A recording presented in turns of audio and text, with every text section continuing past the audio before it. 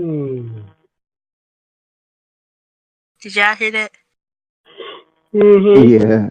Yep. That's pretty cool, ain't it? High tech. Yep. I was impressed. I thought so. And Killzone over here, yawning. I'm still trying to figure out how I'm up. Whatever. Anyway, we're live. Not necessarily live, but we're recording now. And this is the first of hopefully many the Circle of Black Love conversations. We have Killzone and we have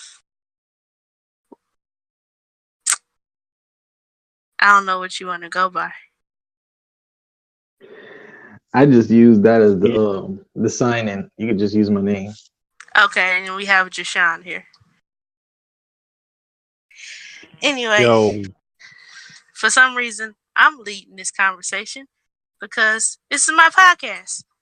So the main thing that we want to do here is mainly, we're all black, and we're all black for a reason, because I want to discuss the black culture, black love, the ins and out, not necessarily all the bad things, but not necessarily all of the good things. I introduced myself on my other podcast, but I'll introduce myself on this one as well. I mainly just blog, and I decided to branch out and do podcasts as well, because why the hell not? On this particular podcast, I'm going to let them introduce themselves, and then we'll dive into the topics. So, who wants to go first? Yo. This is DJKillzownJashawn. Remember the name or remember your lane. But we here promoting back love, so I guess you're not lame. But what's up? Jashawn? Yeah, what's up? My name is Kaito. I know that my real name is Jashawn. I'm originally from the Virgin Islands, and I'm just here, ready to do it. You know what I think? I think the culture on the Virgin Islands, I think that's is it different from over here? I don't know what y'all call it, mainland. By far, leaps and bounds, yes. How so? A lot of small little things, little nuances. Honestly, coming to Missouri was one of the biggest culture shocks I've ever had, and I've been in quite a few places actually. My mother was a National Guard. Any chance she had to take me places, she would, because she would save up that those mileage and stuff. So I've been to a few places, but this has actually been the biggest culture shock I've ever had since I've been here. But it's been a minute since I've been here. One thing I found from people up here is they're either too scared or too rude sometimes. Just little things like that.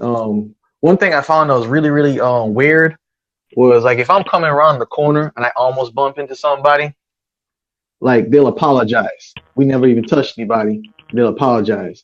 If we were to actually bump into each other, they're mad. Like, little things like that. Okay, and so when it comes to black culture, what's the differences?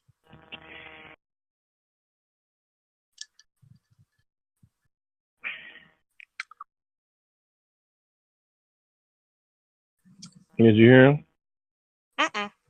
Did you? No. Did you hear? Well, I had to think about it for a minute. Sorry. Ain't too many. It's really just about the attitude or so. Like, up here, people ain't too trusting, at all. Like, it's hard to trust. Like, down by me, like, we more close knit. We know a lot of people, and if we don't, all we gotta do is ask our mama. They know them from somewhere. Up here, it's like you don't know who to trust. I mean, even if it comes to family, like, shoot, when I got married, my wife and her sister was fighting over $20. I mean, like they just take stuff so serious and so deep, like just in terms of trust. That's amazing. Now I want to go to the Virgin Islands. So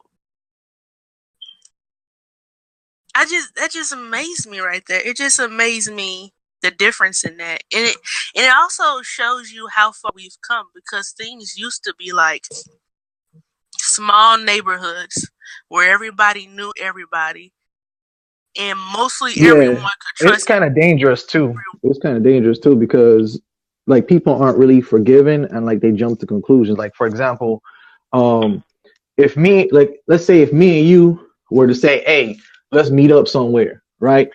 And this is like 2 weeks ago. We'd be like, cool, we'll meet up 5 o'clock Friday, be there, right? Like down by us, we ain't gotta talk about it again because we finna show up. Like we don't need to. We already know where to be. We already know what time. You old enough to know what time you finna leave. We ain't need to talk about it again. Up here, like they gotta ask like 5 more times. Like, are you still going? Are you still going?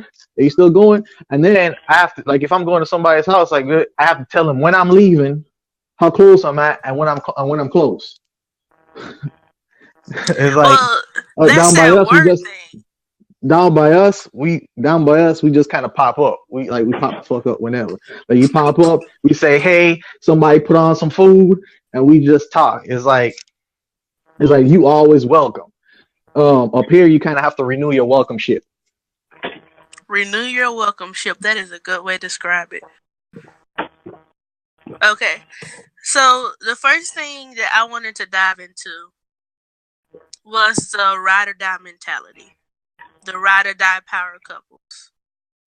And the reason why I wanted to dive into that, because to me that used to be really heavy in the Black culture. It used to be, yes, this is my man, yes, this is my woman, we ride or die for each other. And I'm feeling like that's going away. Just based off of everything that's happening. The reason why you see that basically is going on nowadays, because people, it goes back to that non-trustworthy thing, and then you got people getting together. Because in the Black community nowadays, you got a lot of people hooking up, a lot of people liking people. They're going off of feelings, and I'm gonna say something that's very controversial. It's not controversial. It's like sisters are attracted to who they're attracted to, and unfortunately, in the Black community in America, it's a lot of, the degenerates, bad boys, or whatever. It's glamorized, it's propped up, it's promoted. So either you gotta have a lot of money.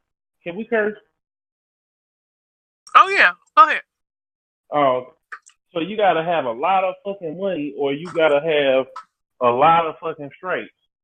Like, you can't be a guy that's striving, because everybody is, first of all, either living in extreme poverty, or they living in middle class, low to middle class. So our women don't believe in, okay, this is my man. This is, we're gonna ride this out, because they've been in the struggle. So it's not cool to have a 9 to 5 and be going to school and be trying to. You got to be out in these streets dodging bullets, or you got to already be born in a family, and you got to build the woman up, because and then the fellas are at constant competition because of this. So that's why you got a lot of crime in the community. You got a lot of killing in the community. You got a lot of mental health issues and depression, because the women want who they want. They want, then you got the I'm gonna disagree.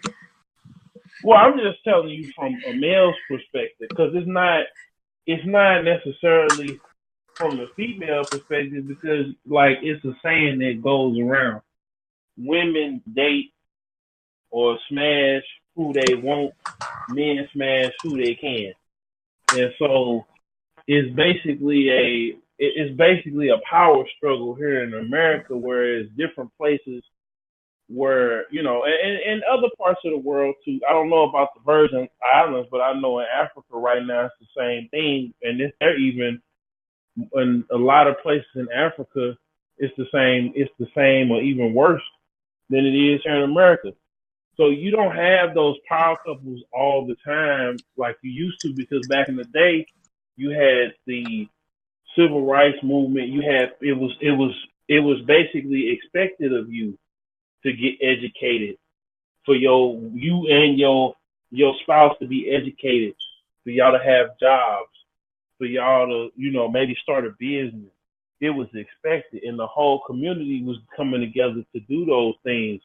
So you would try to keep things, you would work your issues out, because the community would frown upon you if you didn't stay with your spouse. But today, because of all the different things that have happened in our community over the past 30, 40 years, it's basically a kill or be killed mentality. And like I said, it's different men are competing to get the attention of these women, and the women are making the wrong choices. I'm going to strongly disagree. But before I strongly disagree, I'm going to have to ask you a question.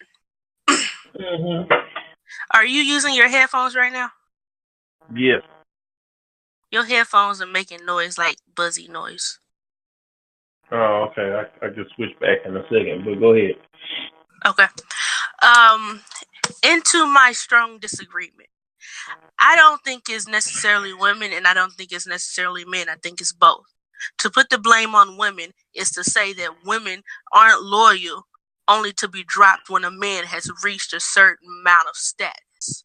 When he comes up with someone who is on the same level as him, and he come up to a higher level financially, that gives that man power. Finance and power can change a man.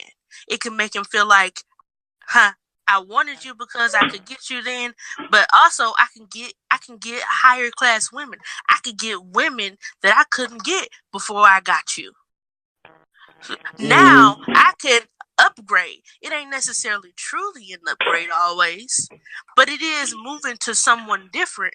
It is moving to what he considers to be high class. High maintenance does not equal high class, because that same high maintenance person that he moves on to ain't necessarily the one that's gonna stick by him if he lose it all.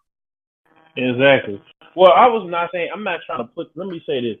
I'm not putting the blame on the women. I'm not putting the blame on the man. This is just simple schematic. I mean, this is basic schematic. All right. Wait. Go get your plug in or whatever, and I'm gonna see what Jashawn thinks.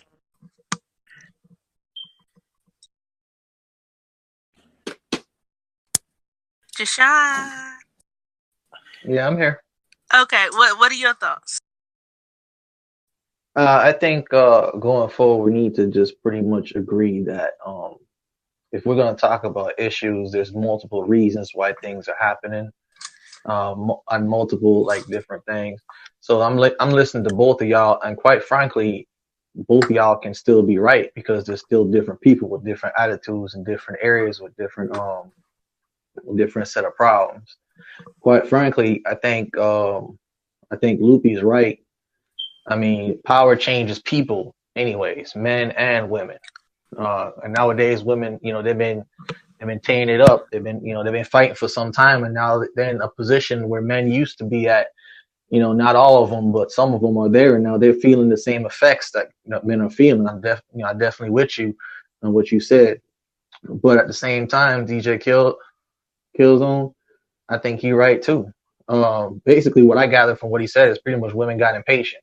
I also believe men got there too. You know what I'm saying? Like, steady jobs ain't really working that well for everybody, especially nowadays where the prices of everything are like rising, but the pay is still the same. When people have to fight to get a bigger pay, women have to fight probably double as hard, And some of that is being changed in some areas, yeah, but it's still the same thing. We still want the same desires, and we want the same thing out of women. Men want the same thing out of women. Women want the same thing out of men. That really hasn't changed, but the way we go about it has. Technology has a grip in it. Morals and values have degraded, and we don't hold each other accountable anymore. If a girl says her girlfriend to cheat on this dude, it's like, you know, she in her corner. You know what I'm saying? Same thing with a dude. If he get tired of her, you know what I'm saying, his boy ain't finna like look, you wrong for that. You know what I'm saying? We not holding people accountable. We more impatient, and we want stuff, you know, we want stuff now, both men and women. You know what I'm saying? It's like, if she ain't acting right, I'm gonna wait X amount of days or weeks or months, and then, you know what? I got options. Women are like, well, shit, I got options too. I'm gonna do the same thing, but you're gonna also get the same results, not quality. You know, it's like, you got options. We got so many options, and if we don't have options where we at, well, guess what? We got Facebook, we got Snapchat, we got like a whole bunch of social media where we can send like dick pics and vagina pics to people, and, you know, get our fix. It's like there's a lot of things that's affecting this question that we're asking. You know. I think Go ahead. I think narrowing it all down, it comes down to instant gratification. And that is the biggest problem with the generation coming up. My generation, the millennials, and the generation after us. I would like to say that everyone needs to stop getting the millennials and the Tide Pod generation confused. They're not millennials. They're Generation Z. They don't have a name yet. I don't think they need one. Anyway. That still bothers you? Oh my God, so much. But the instant gratification is hard to fight.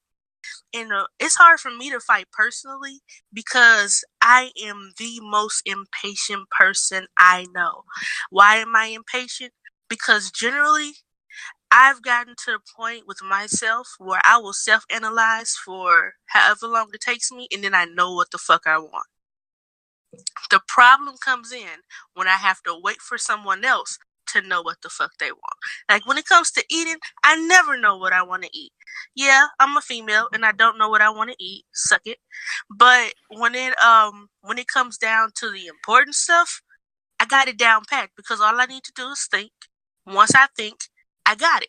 And I'm on that track. And it impedes it, like my track is impeded when I have to wait on someone else to pull up to where I'm at.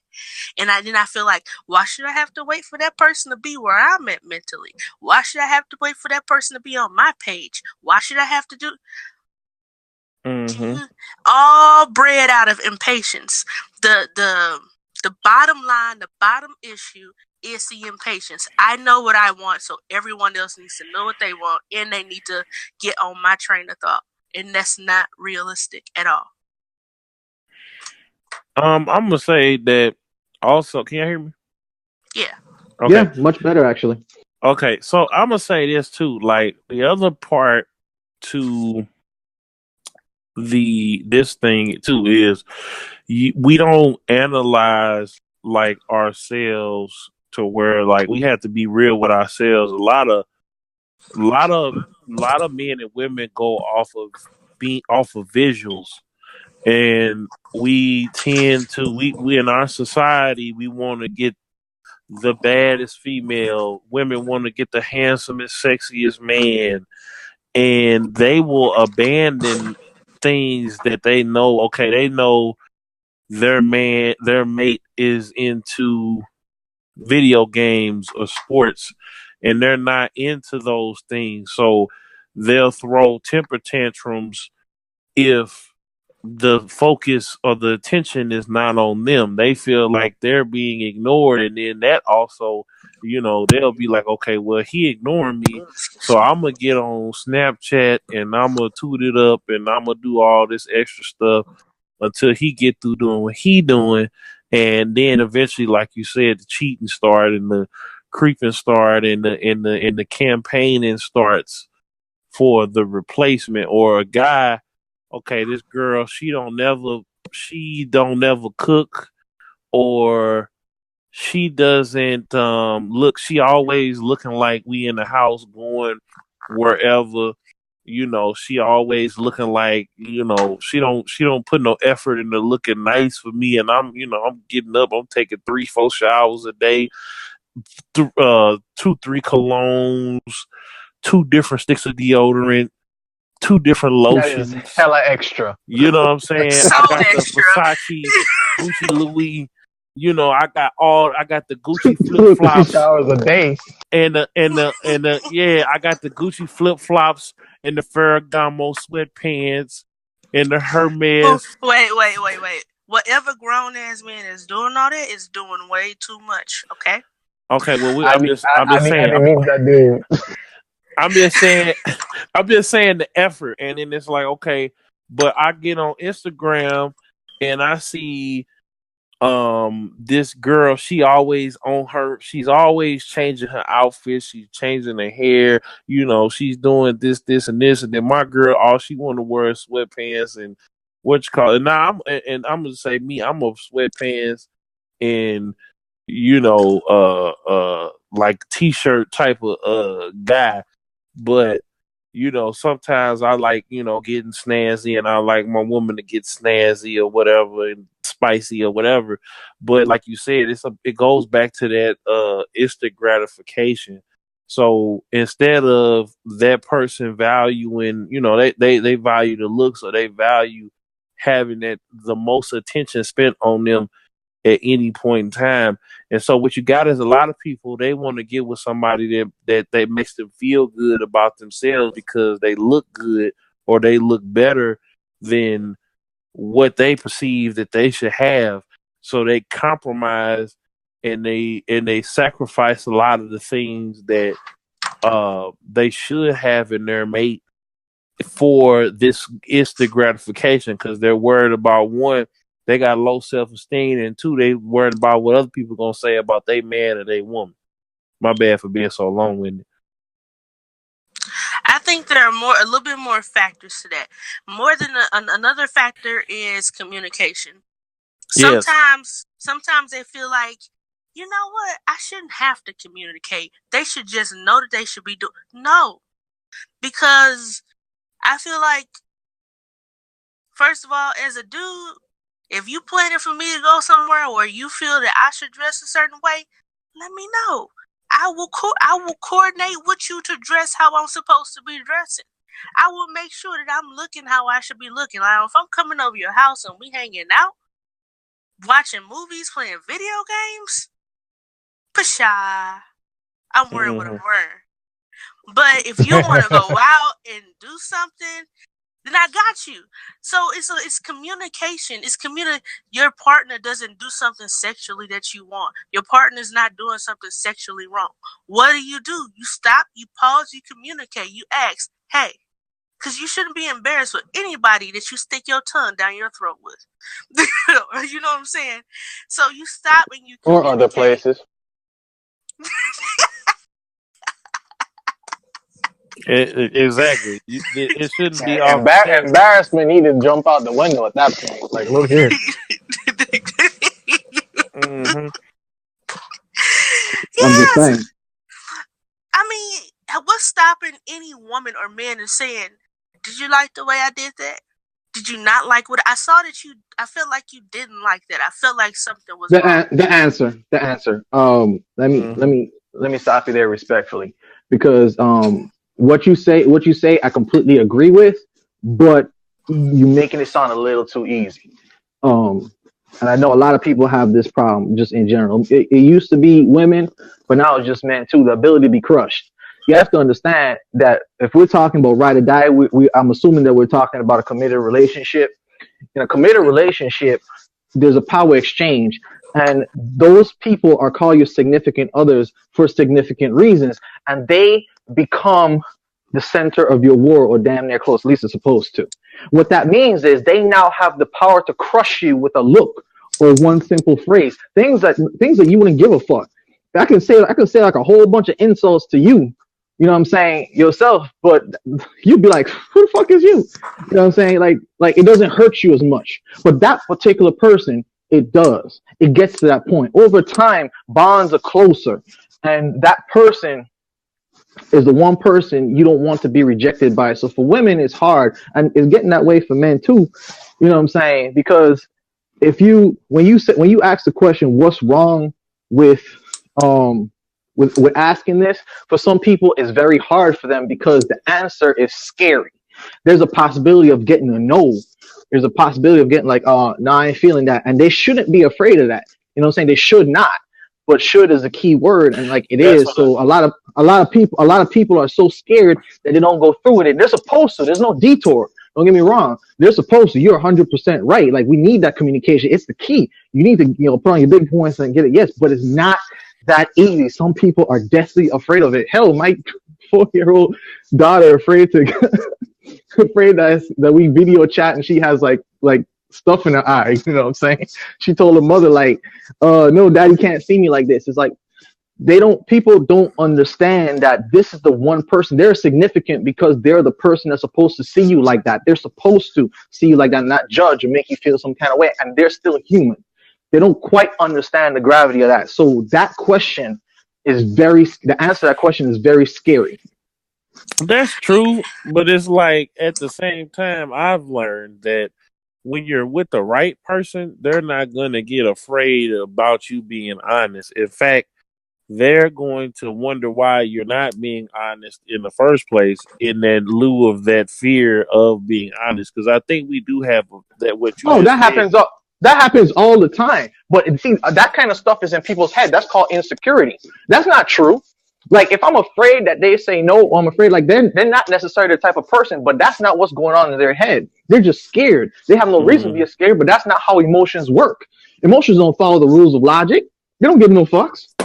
Like people are scared of alligators attacking them when they nowhere near Florida. You know what I'm saying? People are afraid of following, but they're not nowhere in situations where it's going to affect them. People are just scared. How fear works is pretty simple. You're afraid. You know what I'm saying? And then you do things because the fear takes over you. But it happens all the time. That significant other isn't as judgmental as they think, but they're afraid. They're afraid because the truth of the matter is people can change, and you don't know, because when you're growing with somebody, you have to get to know them over and over again, perpetual. That's how it stays fresh. So they could have gone a down road, because like you don't know what they learn or what they pick up. You have to keep checking in. So there's a point in time where they might actually say no, or they might answer in a way that, may I crush you. Now that might not even be close to true. Not even close. It's all in their head. But that's how insecurities work, because they've been burned before, they've been hurt before, or they just ain't taught. Whatever reasons there. But honestly, a lot of times it's in their head. It's just insecurity. They can probably go to that person honestly, and they should go to that person, like you said, their significant other. But a lot of times they're just scared. I think what affects my way of thinking, because I think the way I think, I still have sexually. I got adventurous. By the age of 17, 18, I was out there. I was like, I want to learn things. And I didn't just want to learn things sexually. I wanted to learn about relationships. I wanted to learn what made them tick. And so what do? I jump into the BDSM community. All right? Nice. I like where this is going. So wait, I'm sorry. There's a red thing around DJ Killzone. Are you okay? Yeah, I just did this because just to keep the feedback down. Okay. Oh my bad. I ain't. This is my first time on this app. I ain't know what the red meant. Like red usually is bad. Yeah, I that's didn't just know if mute you your left. mic so you don't have like that way. There's no feedback. Oh, you can go to settings and use push to talk, right? That's what I'm doing. I mean, that's basically what it is. Is you just hitting the mute. Oh, okay, my bad. Back to me. I'm sorry. It's a. I say back to me when I'm being silly. So where was I? Okay, so I entered the BDSM community, And at the age of 17, 18, I say 17, 18 because I was researching at 17, and by the time I turned 18, I was hopping into it as a submissive. And I guess the way I grew up with my mom, my mom would read communication books. She would read things on the Bible with husband and wife. She would read so many things about communication, analyzation of people, and then she talked to me about it. So growing up with that, and growing up, and then jumping into the BDSM community, it was just like it was smooth for me, and it was rocky at the same time. Here's why. I went into the BDSM community because it's straightforward to me. You talk to somebody, and either you like something or you don't. At the beginning of talking to someone, you list everything you like sexually, everything you like outside the bedroom, how you want to proceed, how you want the relationship to go. Everything is put out front. You take your whole self and you put that in front of that person and say, this is who I am. This is what I want. Do you want the same things, and who are you? That is the beginning of the BDSM community. You have to move carefully and you have to move safe. But other than that, it's straightforward. You do run into people that they call like fake doms, fake subs, people who pretend to be a certain way to get in a certain position of power over you, even the fake subs. So you have to be careful with navigating that. And generally, the red flags come really quick because they're hiding something. If you're hopping into the BDSM community and you're trying to make something with someone, you're not hiding anything.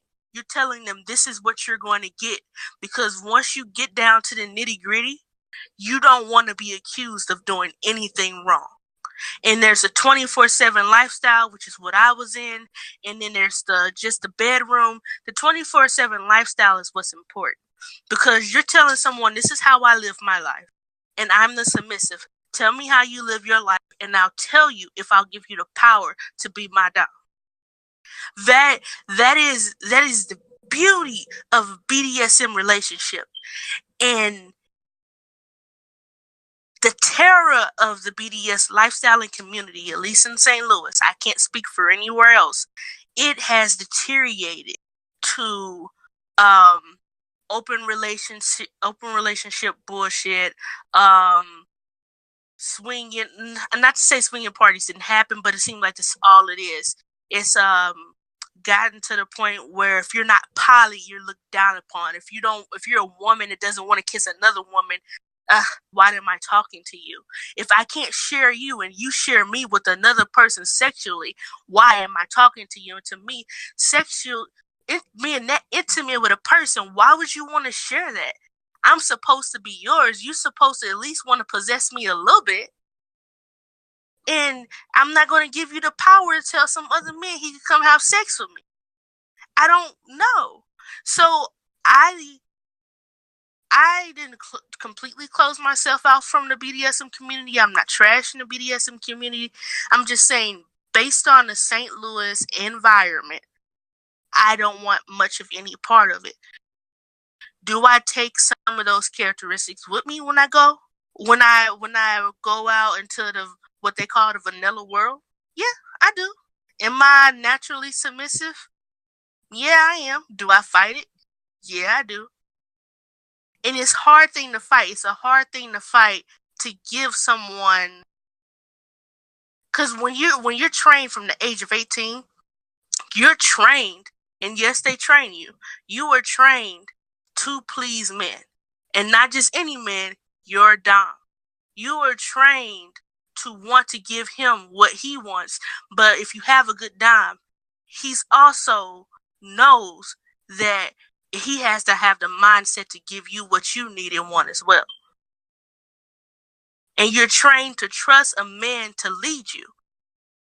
For some men or women, But so my mindset when it comes to relationships is different, because I'm always going to communicate.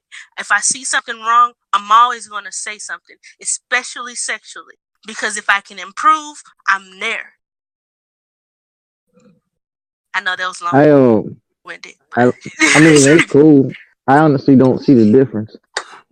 Well, I think the correlation between like the BDSM community and where we as black people should be at, that was kind of like how the black uh relationship I would say hierarchy was. Like the man was the leader, the woman was the nurturer, and in the relationship leading up to them having children, that's how it was. The man went out, he worked, he came home, he rested, and then the woman, she took care of the house, she took care of the bills and things of that nature, and the woman would cook Exactly. for, yeah, the woman would cook for him, and the man would do the stuff around the house, the handiwork, and then in the woman was submissive to the husband. The wife was submissive to the husband. The husband was submissive to the wife.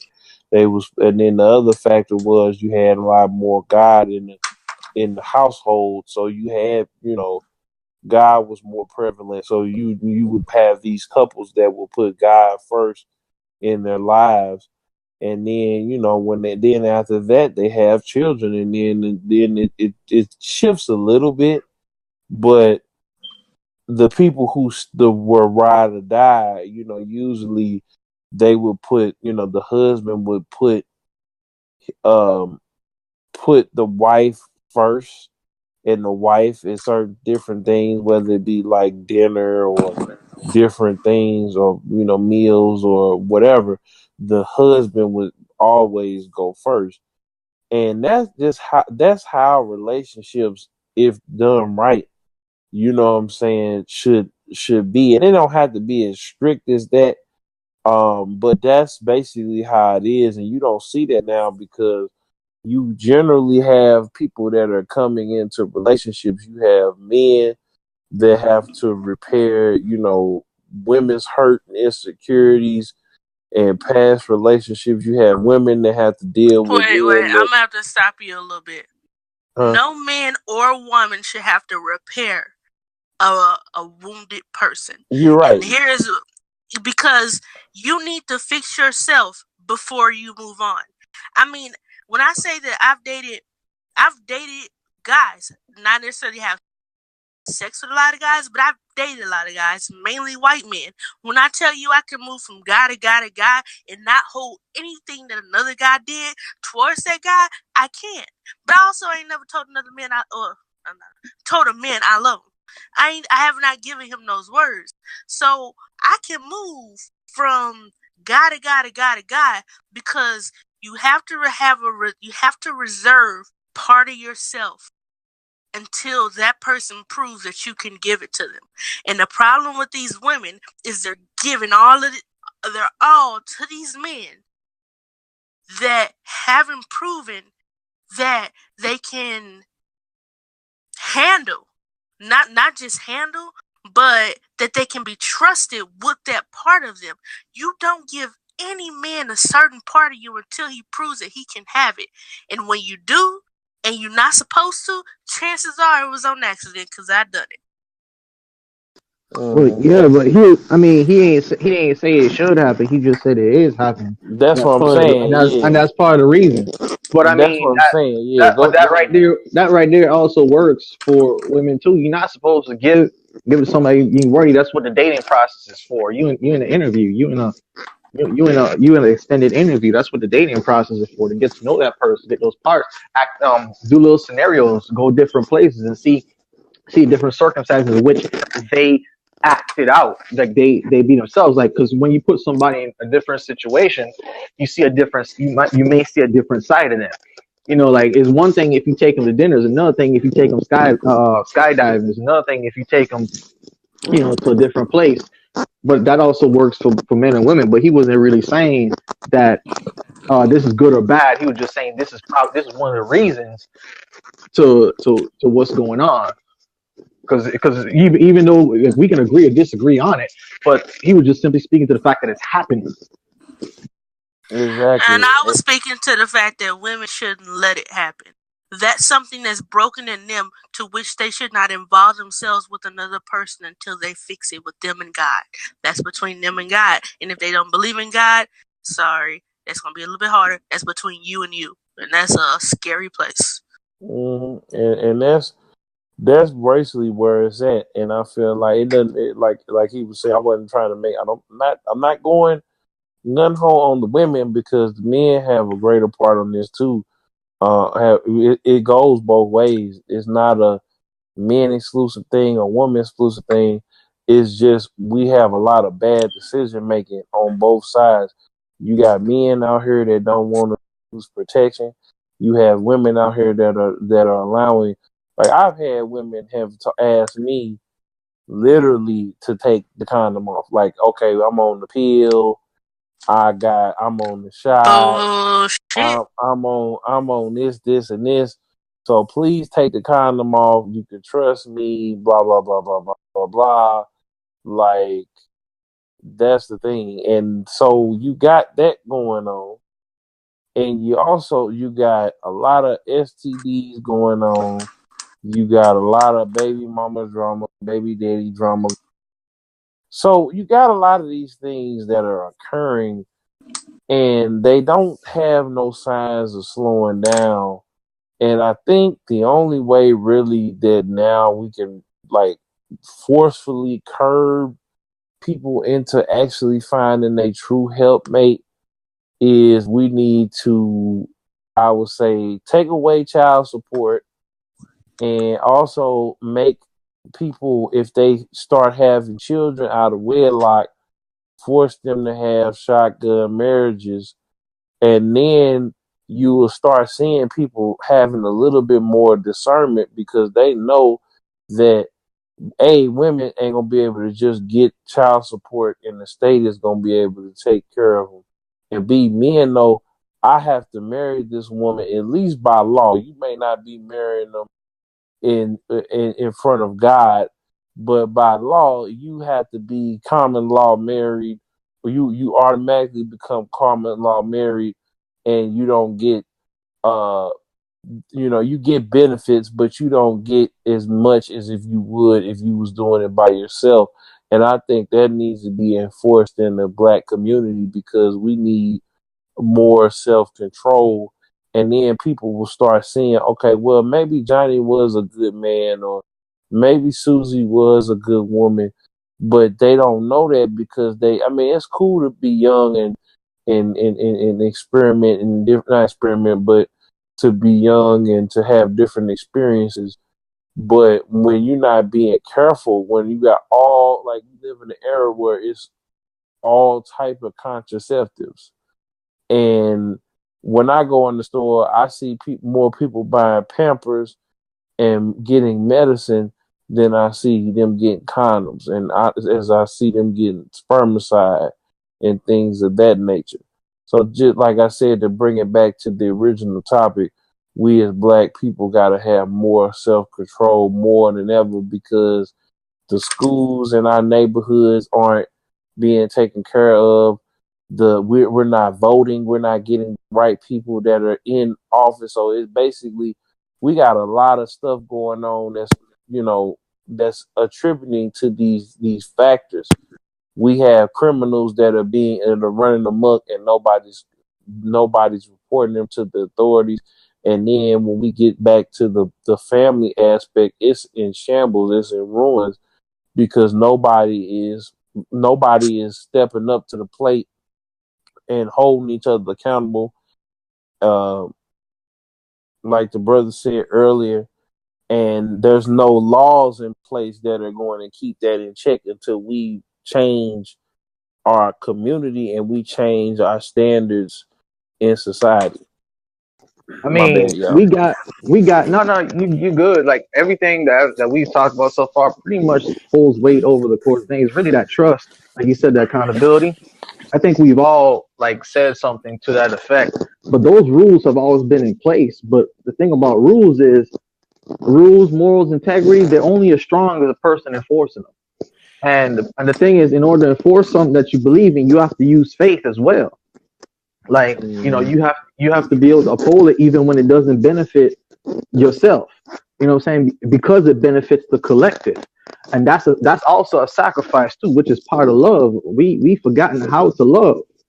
We've forgotten how to love, how to hold people accountable because we have all these damn options. We don't have to use a condom. We got contraceptive, we got spermicide, just like you said. Fuck we need that for? It feels so much better without the condom. Fuck it. I'm gonna just take this risk. Ain't no big deal. That's some of the mindset and attitudes that some of us have because we have those options. We don't know how to trust, we don't know how to love, we don't know how to hold people accountable, and we're too what's the word? We're too impatient, Not to thinking wait about the on the good stuff. Yeah. You're not thinking about the consequence. I think it all comes down to you can have as many rules as you have. You can have as many rules as you want to have. But the issue is you got a 16-year-old boy and you got a 16-year-old girl who are not thinking about those consequences. I tell you one thing. The fucked up thing about me at 16 years old is I thought about the consequence. I thought about how bad it could go. And I didn't give a fuck so much. I did not give a fuck so much. I said, fuck it all. I don't care what happened. That makes it worse. When when you sit there and think about it for a day, 3 days, 5 days, you sit here and think and analyze the whole situation and how it can go wrong, and then just say, I don't give a fuck. That's a fucked up mindset, and I'm happy I've grown from it because, yeah. Anyway, but you have teenagers who don't have that mindset, who don't think, oh crap, if I get this girl pregnant, I gotta marry her. They don't think about that. They don't stop and think because at that moment, hormones are taking over and they want what they want. Now, when you have someone that does not think, and you have grown ass men and women that still operate that way. So when you have people who say fuck the consequence, who say fuck it on a daily basis, and I'm sorry, I love my black people, but that is the black community. That is the mindset. I want what I want. I'm going to get what I want, however I can get it, and fuck what happens. And I'm not saying they think that through, but I'm saying it's worse when you don't think it through because there's nothing stopping you. At least when I thought it through, I hesitated. So what those rules that Killzone listed, those rules to me, they would not help. And as for child support, my mom worked in child support. I know a lot about the child support industry. It's not child support that needs to be taken away. It's the system that needs to be trashed and totally revamped. Did you guys know? And this is the end of this one because we got to move on to the next discussion because we've been talking about this one too long. But did you guys know that when you call the child support people, representatives or whatever they call them, when you call them and you want to know something or you want to just know how the whole system works, you really cannot tell them, hey, tell me how the whole system works, because they cannot answer any question that's not specifically asked. You got to ask, hey, if I don't pay this, is my license going to be suspended? Hey, how can I set it up for my payments to match what I'm actually making? Hey, is it still possible for me to get a drug test? If you don't ask specific questions, they cannot answer you. They cannot give you a reply. They cannot tell you anything. A man can call trying to be informed, and if he does not ask the right questions, he's still ignorant to the program. So it's not child support. It is not child support that needs to be taken away. It is the whole entire goddamn system that needs to be taken out of the courts, out of the just like on pause and re-fucking vamped, especially in fucking Florida. Do not get a girl pregnant in Florida. If you get a girl pregnant in Florida, the judges pretty much say you have no fucking rights and we're going to do whatever she want to do. Even if that lady is homeless, you really have to fight in Florida to get your rights. Florida is one of the states where you do not want to get a girl pregnant. And that's just facts. And that's all I learned from watching my mama work at child support and the things that she taught me when she worked there. So is child support good? Child support is great. Want to know why? Because as a man, if you have a lady that you're not going to stay with or that you break up with, immediately, if you have kids, go to child support because they will track everything for you. If you go first, it's almost on your terms. You go to court, you get everything done. You are taking initiative.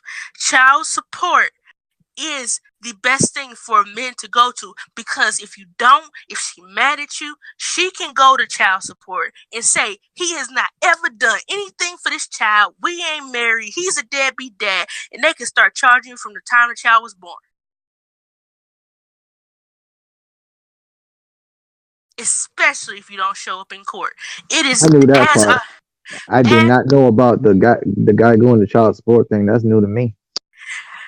Well, you need to talk to people about it. Definitely talk to people about it. As our black men need to be informed because you are a target. You need to know that they can put you in jail over her lie. Now, here's one thing she can't do. She cannot call and say that you have not been paying child support and then they go arrest you. No. Chances are she can call, but they're not going to go arrest you for that. Chances are if you get arrested, it's because you haven't paid for a certain amount of time in that system and you dinged. And that's why you got arrested. I know it because it happened to my dad. And my mom couldn't touch my dad's case. So the whole thing comes out to our black men need to be informed. Not only do they need to be informed, but they got to stop complaining and whining and go get the information so that they know what they're doing. They need to get a lawyer so the lawyer can help them. And the lawyers cost money. But I mean, it's worse than being arrested and not having nothing. Now, we got to call all that to the end a little bit, and we got to move on. I want to at least get to the... Give me a second. I got it written down because I have the most forgetful brain in the whole entire world.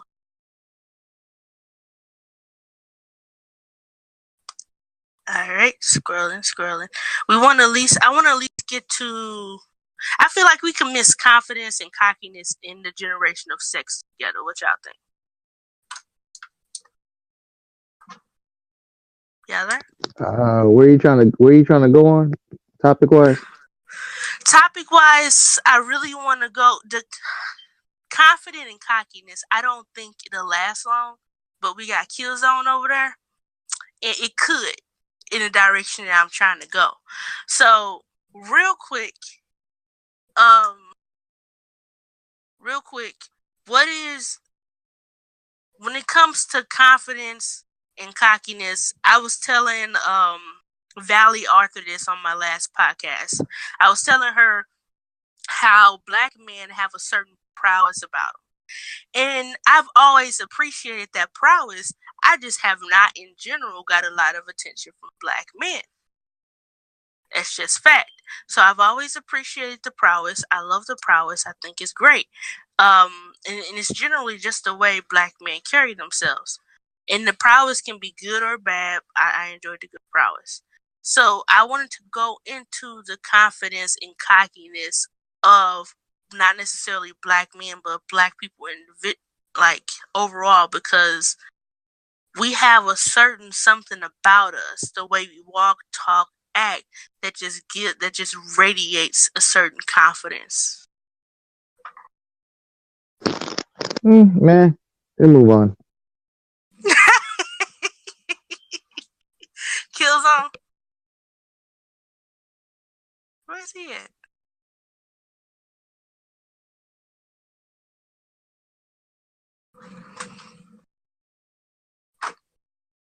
He's still muted. Know. Is that the other guy coming? As soon as I get him in here. Anyway, so we gonna skip over that for ever probably, and then we gonna come down to the last topic that I have, and that's the generation of sex. That's actually the one I figured would last the longest. And my thing is, generation of sex is first and foremost STDs.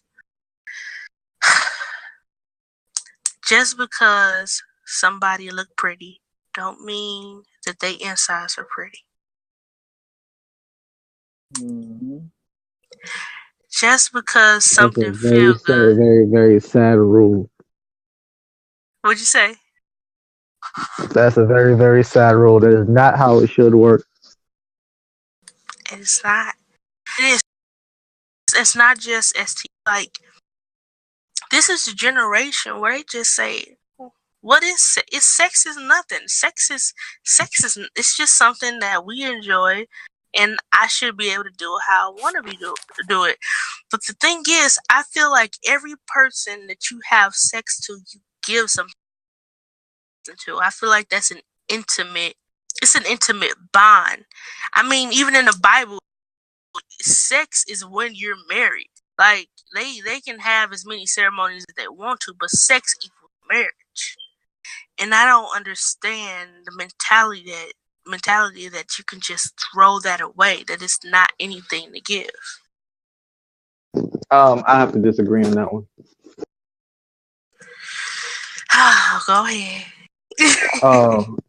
I mean, I'm pretty versed in the Bible too, but God didn't put that in us. Sex is for procreation, but as far as giving a part of yourself, that's usually the case, but that is not. It's not something that has to happen. See, sex is sex, and sex can be used for many different ways. There's many different ways to do things outside of God. There is, and there are people who are successful in doing certain things outside of God. God is a way. It's a way that we've chosen, and it's a very hard road. Yes, and His way states that we get married before we do it. And the reason why is simply because sex can be used many different ways. Sex can be used as entrapment. Sex can be used to get closer to somebody because you get out what you put in. Sex can be used as a business arrangement, or sex can just basically you use to feel good, or just simply procreate.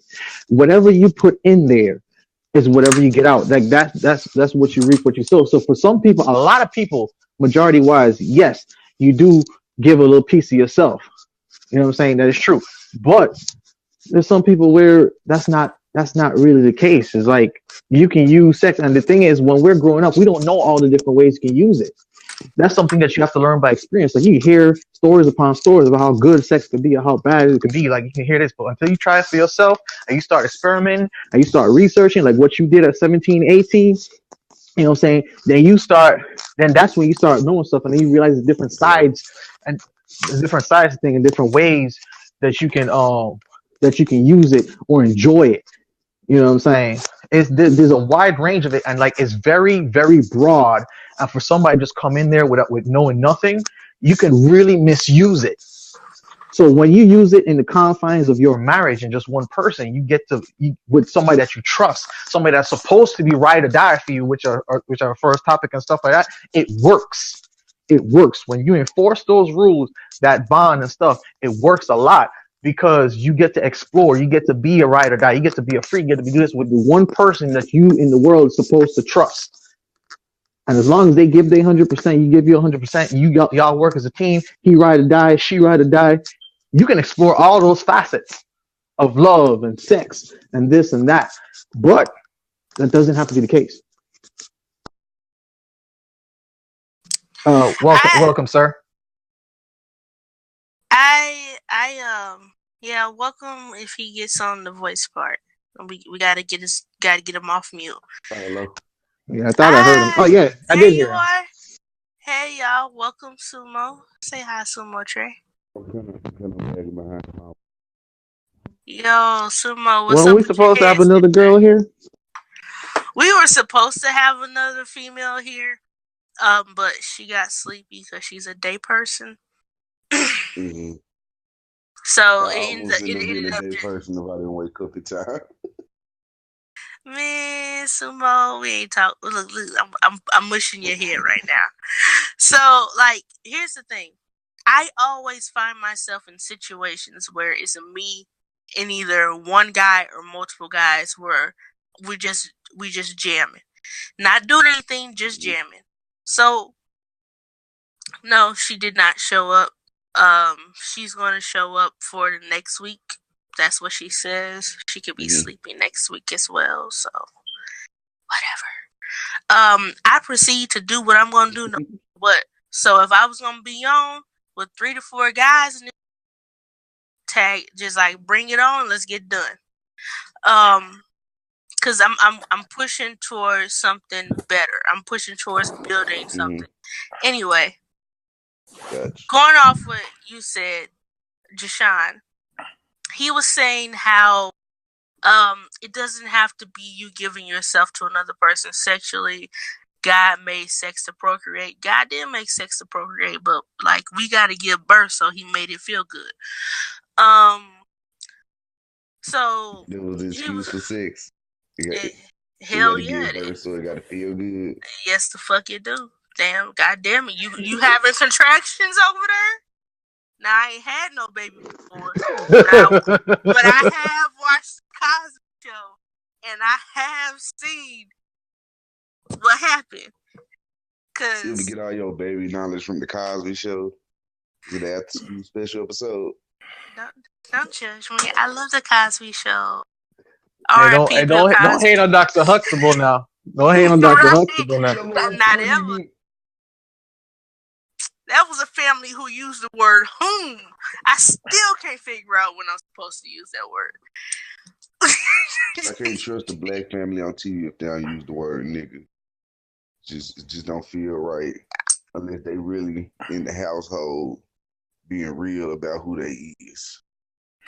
I mean, that's a whole different like, I mean, cause you got something like, I'm gonna say this, like, you had that, but you don't want to put that was, I think that's the problem now we got with racism. That's a whole different topic, because you had white people and black people saying that on TV for a time, and then we don't have every black family. They don't use curse words like that. Like when I was with my aunt, my uncle, right? They only cursed among the grown people. Like it were no, like, unless you about to get your ass whooped. There was no there was no like cursing or nothing going on in the house like that. Period. Like my uncle never really cursed or nothing around us. Like, even, you know what I'm saying? Like it was a respect was level. A whole little sailor around me. I didn't even notice. Oh man, I'm messing up out here. No, I mean, but something like when I got around like my grandmama or like my other, like my cousins, or they, like, yeah, that was the norm. But if you got different family, and then I know some white families that they would, that everything is a fucker. Like, you know what I'm saying? Every other word is this fucker. This Listen here, fucker. Yeah. Especially if you get around like some I don't want to offend the Irish people, but boy, they can curse with the best of them, boy, because every other word is an expletive. So expletive is not being, you know what I'm saying? She's just basically saying the paces that I remember that them episodes where they were either they were having a baby, or they thought that they were gonna have a baby, or the kids were having a baby, and then you're right. It is sex. The thing about sex is, like, it's been perverted so much now that it's like we've contaminated it. Like the world has contaminated the sex, because it's supposed to be between a man, supposed to be saved for marriage, and the reason why they say you should wait and be a virgin, both the man and the woman, because once a man or a woman, like, they get to fucking and they've been fucking, you want to go and explore what's out there. And then after, especially with men, we want to try all the different flavors and races and size and shapes and everything. Yeah, let folks know early on that, you know what I'm saying, You know what I'm saying? I love you, but like I want to go out there and be a hoe for a minute. But like I love you, but like And I'm obviously you young. don't love him. Nah, cause we Wait, can't wait, wait. do that. I Let's mean, all pause real quick. Give me like 30 seconds. Cause Sumo came into this thing real late, and I want to introduce him so bad because I gotta explain. I'm not like explaining him the way he is, but you gotta know that Sumo is from Memphis. yeah. I just be chilling, man. What part of Memphis you from, man? Cause like my one of my ex girlfriends was from North Memphis. So what part are you from? Been chilling on the east side. Oh yeah. It depends which side. Like I'm from like everywhere, but like right now I'm residing on the east. Oh, It's okay. Ain't that one of your songs? That is one of your songs. Yes. Okay. Yes. So you over there where Xavier Wolf is, right? Man, he is in LA chilling up with two white Yeah, no, but hoes, I'm talking about cocaine before. on I'm tape. talking about. See, that's what I'm Oh talking about. yeah. That status thing. They get money and they get power, and then they go to the white one.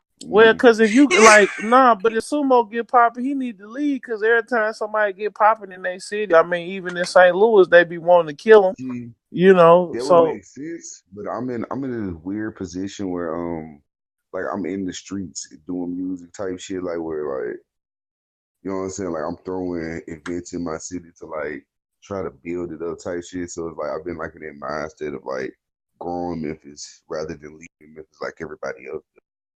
But nah, I mean, but I you was about gonna to say if get that to a makes sense to point. me. You still gonna get to that point where you bigger. Like if you continue on the path, because she been trying to get me to listen to. Luke been trying to get me to listen to your music. I'm gonna get to it now because now I'm I didn't ass, talk bro. to No, I you. ain't got So yeah, no, I didn't talk to you now. Like because because I had to hear where people coming from, and I see that you mm-hmm. being real. Because a lot of people, especially in our city, they be wanting to be a friend type whatever, and they don't like you said Yeah. they don't be keeping it real. So when There's that people, trust again. it's exactly, but no, but see, that's a whole. We could do a whole episode on trust, and then like as far as Oh doing man, I know business. so much about that. Ooh, that's my Well, life. I live that shit every day. I know. and this is what I'm talking about: building connections as black men and proceeding to move up with each other. And who you Killzone calling a has black man? I'm an African American young male growing in a hey, thriving fuck environment. that. You brown, We black. No, you I see where he brown, you coming from. black. Fuck out of Yeah. here. So in St. Louis, I'm gonna be honest. Most scenes in St. Louis are lame. That's fact. I've been trying to get out of St. Louis for a very long time, and I just keep staying. I find reasons to stay. Mainly, it's my family. Every single time I don't Oh, leave, it's my family.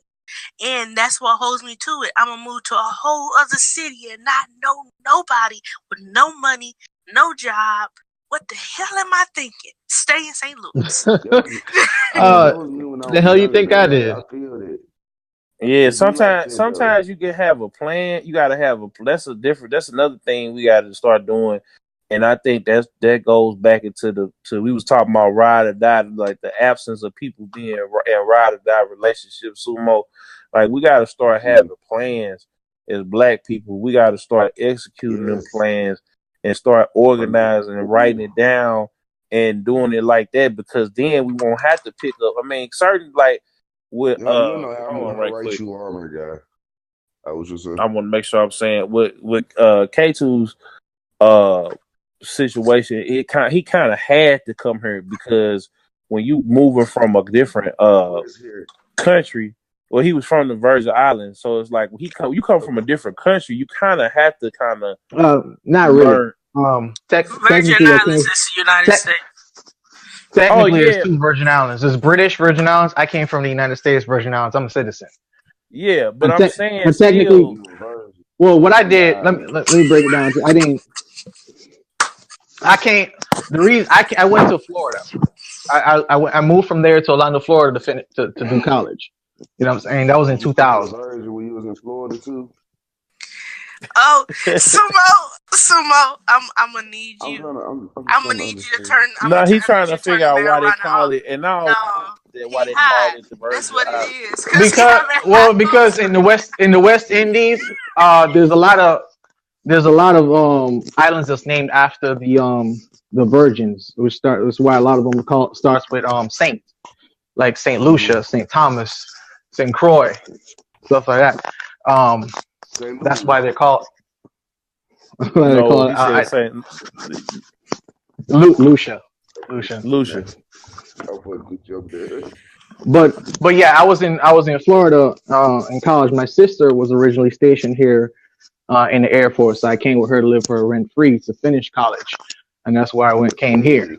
And then I ended up staying way past the time I wanted to. But yeah. It passed how long I really wanted to be. You got stuck in St. Louis. Goddamn. Well, I did. But one of the reasons why was I ended up getting married. Oh. No, we all know about that one. He said, "Oh, there you go. That didn't go good." Yeah, they still together. I mean, you know. They're not. Oh. I ended up getting a divorce. No, it was not. Oh. No. In fact, a lot of shit that I'm saying in relationships is like that's one of my main wisdom experiences and shit. If I drop some knowledge on you, some wisdom, it's pretty much from there. Oh, you were saying earlier too that y'all was like, it sounded like I was still married, so my bad. Anyway, but. I mean, no, it's cool because I like my in-laws and stuff. I still fuck with them. Like my niece-in-laws and stuff like that. Like I still take them out. We still hang out. You know what I'm saying? Y'all still cordial, basically. So y'all really ain't y'all divorced, but y'all divorced, but y'all still very much still are cordial. Okay, so yeah, I mean we have to be. We work at the same place. Oh, okay. Well, it man, would be awkward, man. Yeah, it was tough. I want everybody to know that LoOpy does not believe in divorce. Any man she marry is just stuck as fuck. You stuck unless you want to go out there and get a divorce like on your own, like she in contempt because she don't want to do this bullshit. You gonna have to pack your shit in the middle of the night and send me paper because I do not believe in divorce. I believe on working on shit. If I took the time out, if I took the risk of marrying you, then I'm gonna stay in that shit because I would marry you if I didn't think we can work it out and fix it. Oh yeah, everybody says that, but if nobody ain't working with you, see, in the relationship, it only works if both people are working. So if you want to work it out, that's fine. If that other person don't want to work it out, which was actually my case, you know what I'm saying? You still failing. You doomed. Like this isn't an A and A thing. Like this is a two people working out thing. It doesn't work without the other person. So you can definitely want to stay in. That's a great attitude to have. But if the other person said they're done, I mean, they're done. But see, that's the thing. You have to marry. You have to marry somebody with that same mentality. I'm sorry, what did you say? Mm-hmm. This is why I said it was real from how you came with it, because like, you know what I'm saying? I know different type of people throughout. Like I've been meeting different type of people throughout my whole life, so it's like to have the will to say, okay, regardless, if I get married, I'm saying for who me is as a person, that I gotta ride that shit out. Like this is saying a lot for the fact that a lot of people ain't got the heart to say that shit, because then I know me, you know what I'm saying? I've always been the type, once shit go ugly, like I'm gonna be there to try to fix it, but if you're not meeting me halfway, I'm not gonna waste my time type shit. You know what I'm saying? That's what I'm exactly. And you're right, and that's what makes it hard though, because you definitely, that's what you want to be. You want to be ride or die. But when shit goes sideways, when that person want to work with you, that shit very hard. You demotivated and shit. It really is, because you know what? I tried my hardest. You know what I'm saying? I wanted to be the best husband I can be. Some of those damn books that your mother read, LoOpy, we read it together. You know what I'm saying? She introduced me to some of those books, and like I introduced her to some. Like I was on it. Like I learned all kinds of different shit. You know what I'm saying? Because I was trying to like hit it home. Like I wasn't trying to fail at this. What'd you say, bro? My, I said I feel you, bro, because like that shit real, and like you seen so many people in your family have failed situations. You don't want to be one of those people. So like you want to try to stick it out and work it out, but like you said, it's about the other person meeting you halfway with that shit. Well, Like yeah, you because want to nobody, start why, first. why you want to waste you don't want to waste your time, but you're not stupid enough. You know what marriage is. You know what I'm saying? Hmm. People don't know what it is going in, Exactly. but they know it's not hard. They know it's not easy. They know it's hard, and then they get hit with the real. And we don't have a lot of like Luffy was saying, we're not informed. Black community is not informed how to handle certain things. We get thrown circumstances all the time, and then we fail the Right. test. You know what I'm saying? We don't want to waste our time, but we can't do it without the other person. That's how relationship works. And then we say, Hmm. fuck it, we're gonna just go single because we don't have to depend on nobody else. And And then and we the just other kind of part Hey, preach. and the other part to it is this. I think too, when you get with somebody, a lot of times, like I don't think they really know what they're getting into, and then Hmm. when they realize, like when the reality set in, okay, you get married, the reality set in, and they get it goes back down to communication. So whatever y'all issue was, I'm not trying to figure it out, but a lot of times it goes down to communication. And when you doing your part, and then if she ain't doing your part, or vice versa, whatever, it comes down to communication. And we don't yeah, have we it need does. that more than anything in the black community, We regardless. do. I And I mean, think Loopy too, said it. Loopy said it best too when she was talking about the BSDM. Like when she said that you put that shit out there, that's right there. That's cool because they're doing something that a lot of people are afraid to do because because either they're afraid, insecurities, or they just wasn't taught for whatever fucking reason. or they And don't want certain to reason be here. on, or they don't Right. want to get rejected, or they don't want that person to walk away. Cause you Exactly. Because when you catch feelings, you want to do everything in your power to, to keep them keep that around. person. But the problem is you don't know how because you don't know how to ask the right questions, or you don't know how to get, because like I have a friend, um, that Boy, I know that shit like the back of my she head. she ended up in a marriage, and it only lasted like 30 days. You know what I'm saying? But I know how deep, I know how deep he was into it. You know what I'm saying? Like this, and Mm-hmm. this person was like across seas. And like people think they got it together, but she even admitted to me like they didn't ask, she didn't ask the right questions. Like there's sides of that person that they didn't see because they didn't go to different places to see different circles. If you're in the house all the time and the same thing happens over and over again, you're not gonna see that person in a different light. That's what the Mm-hmm. adventures are for. You need to go adventures with some, that person. You know what I'm Bro, saying? You you need know to tackle the somebody world was with my that brother. person next to you, not behind you, not in front of you, right there side by side. You know what I'm saying? Back to back, just in case somebody sneak up on you. Mm-hmm. And then too, you gotta again. I think with us as men, because I was listening to the Lip Service podcast with Lloyd. I think a lot of, like I said, we get, if we don't. I think we gotta enforce that virgin policy back in the black community at least for a little while, because we as men, once we get out there, like I said, we get one skittle, we want to taste the rainbow, and we want to get the light skinned girl, we want to get the dark skinned girl, we want the white girl, the I left my Asian baby girl, the Puerto girl Rican a girl. message So then when we saying start, I'm not coming home. I'm gonna yeah, be alone. Wait, hold on, DJ. I want to hear him. I want to hear him. he, She he, doesn't truly understand me, 'cause I'd rather leave than to cheat. I just gotta give me some time. I could be the man she need. I got a wait a minute, lot of wait a minute, lust wait a minute. inside of me, Saying the whole but we've thing because been we don't want together. to get it strike No, down. Hold not the on. whole thing. He finna No, go it's all the way. it's He it's, it's just finna the go. lyrics. He finna Go, go. go. No. This is the first episode. We can't. Nah. No, but see, this is the come thing. on, still. This is the thing, though. Like we can't. This is the Hey, we, thing. hey, we So need we need an intro hook. Hold on. We need an Check intro it hook. out. You Check it need to out. come up with that. Me said it was for a reason. It was something by Darnell Jones in the 90s. But yeah, I know about in yeah. this song, he's literally telling the chick that like I love you, but like I want to go be a hoe for a minute. And it's like, I feel like in our early 20s, a lot of folks got to realize that in this generation, like sometimes you got to go be a hoe for a minute. And realize, I don't think, but see, I'm agree though. I'm agree.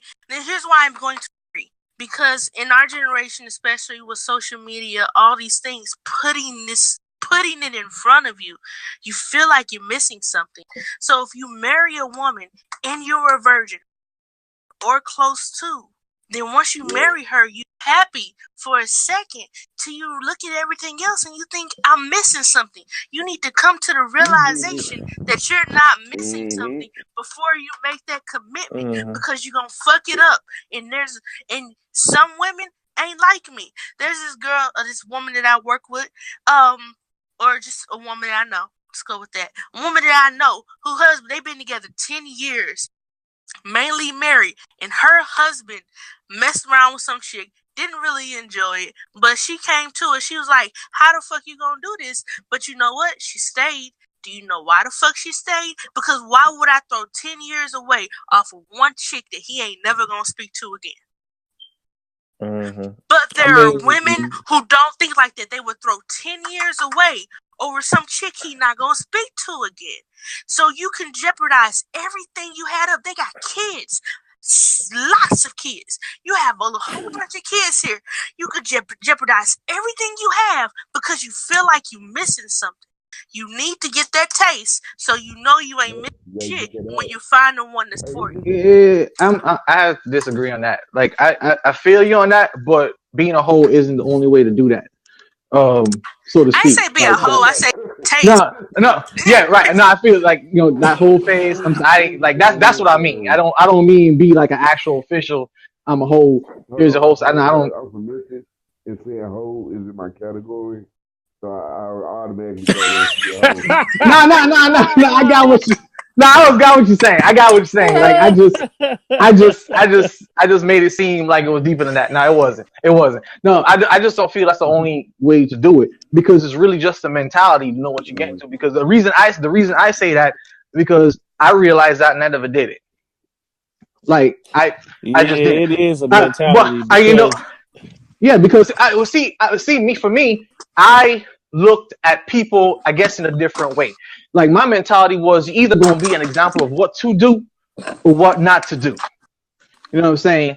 And I look at people of what to do or what not to do, and you're going to be that, whether you want to or not. If you're an absentee father, you can be an example of what not to do. Like, you can be there, you can still be in somebody's life and be an example of what not to do. And personally, like, for example, I never did that. When I'm with a person, I say whatever you give me, I'm gonna give you more. So if you stay down for me, I'm gonna do that, because I'm not finna be the first one to cheat. You know what I'm saying? If I said I'm committed to you, that means I mean it, because I don't believe in lies. Like, my current girl right now, if she tells me the grass is purple, I'm mad. I don't like lies like that. You know what I'm saying? I just feel that. How do I put this?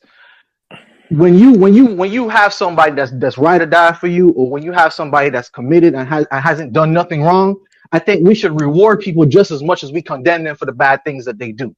And if you not fucking up on me, you know what I'm saying, I damn sure have to reciprocate that shit. You know what I'm saying? The thing is though. Go ahead, Sumo. Oh my God, Sumo. Wait. You don't get the whole song, bro. I just had on my podcast to remove a whole song off that mug. So what I'm saying is this. Then you gotta, I'm gonna speak for experience. I had 1 month that I probably had 5 or 6 women that I slept with in 1 month. And now, that's some whole shit. Yeah, so and in that time I was like, you know what? I can't be doing all this, because one, you disappointed in Jesus? Well, oh yeah, you already know. But I'm saying, I should have did this. And then wait a minute, and then too, it's like STDs, and then I wasn't True. worried about no baby because I was strapping up. But the whole point of it was this: I got to a point where okay, cool, like yeah, I might. I ain't gonna lie. It, you gonna have those urges, but if you got somebody that you like, again, it's all in finding that person that you are That most understands compatible you. with. You got to be able to like, okay, Hold on, pause for a second. What people don't realize, what you need to find is somebody who's willing to compromise just as much as you are. And you can't find that person that is willing to put in just as much, because that's what love and Amen. relationships are. Amen. It's Amen. compromising, bro. Because if you can compromise with somebody, you can spend a long, beautiful life together. But a lot of people don't have that in them, nope. and And that's that's the fucked up exactly what part. it is. Like, and that's what I had to do. Like, okay, I ain't gonna, like the thing was like with the shorty out there in Memphis, uh, from Memphis, like I didn't see What's her name? myself. No, I ain't gonna tell you who we ain't gonna. I ain't gonna do all that now. But I'm saying like I my like in my head I was like, okay, well, I I'm not gonna be able to compromise with her on certain things because one, she didn't and you know, I didn't think that we was going in the same place. So it wasn't that me and her would like ain't cool or whatever, but the thing is, I had to realize it, she had to realize that we had to communicate, and I'm glad that Yeah, it wasn't happening. no, it wasn't happening. But I mean, but the thing about it is, I've had to grow up into be, Hmm. be a man and make it be peaceful. Because a lot of times when you try to tell these women, "Oh, okay, it's over with," or you tell a woman, "Oh, it's done," they gonna boot up and they gonna act crazy. You from Memphis and Nah, I'm from nah, St. yeah. Louis, so they gonna boy, they You about know to. what it is, bro? It's when there's not an understanding about it. That's what fucks everything up. And I feel like that's where a lot of people don't realize that in the situation they are in. When shit start fucking up and getting misconstrued, it's because the understanding is gone. Nobody wants to listen or understand what the other person is really trying to say, because they feel like their feelings are the ones that's important. But like I said, we can still A fucking come man, from a bruh, bruh, I mean, bruh. that's why you got to get with somebody Speak. like the person that I'm talking to now. We got an understanding, and we have like the communication is there, and if yep. it's a misunderstanding, you could Let me conversate tell with that you, person. Yeah, let go me tell you ahead, why so Sumo. many of our parents and shit out here are black married.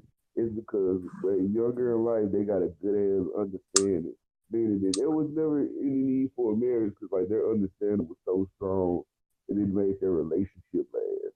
And it felt like I know old people who feel like what's the point of even getting married? Like I'm married, you know what I'm saying? But of course, legal shit. But it's like once that understanding is there, and a person can go do the dumbest shit, and that person enough to where you can be like, they didn't do that shit. I know them, and I know them. You know what I'm saying? I know what the fuck they do. Like that's when it gets comfortable enough where you don't have to worry about the fucked up shit that goes on, and when shit fucks up and somebody cheats. Cause you good to understand it, man. Like it's weird, bro. Like I'm high right now. I'm sorry, but like I used to talk to this shit and like I know. I'm it really jealous. opened my mind to a lot of a lot of shit. Cause like I was that nigga when she said that, like when she had empty stuff shit. I was like, you a hypocrite because you did shit like I almost said my real name. I said Sumo. This you need to realize. Those are your feelings.